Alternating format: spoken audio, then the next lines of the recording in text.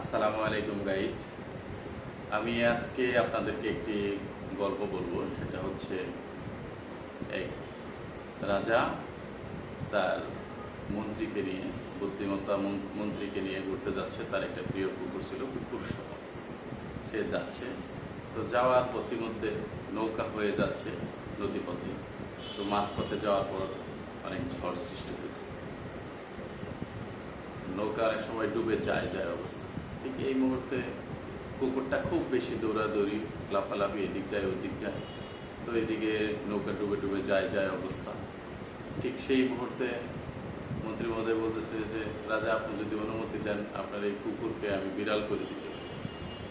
বলছে এটা আবার কি হবে, করে দাও তো, এটা তো খুব জ্বালাচ্ছে। তো সে কুকুরটাকে ধরে পানিতে ফেলে দিয়েছে।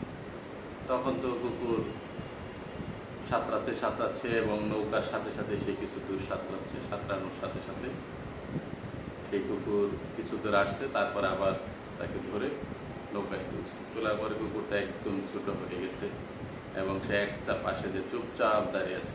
তো রাজা মহোদয় দেখে বলতেছে, হ্যাঁ এটা তো এখন বিড়ালের মতো হয়ে গেল। বললো যে দেখেন না, যে এই কারণেই আমি বলছিলাম যে এর কারণেই ডুবে যেত, এখন সে চুপচাপ হয়ে গেছে। তো আমাদের সমাজে কিছু মানুষ এরকম থাকে, তারা সবসময় এরকম লাফালাফি করে, কিন্তু ঠিক জায়গায় পড়ে গেলে তারা বিড়াল হয়ে যায়।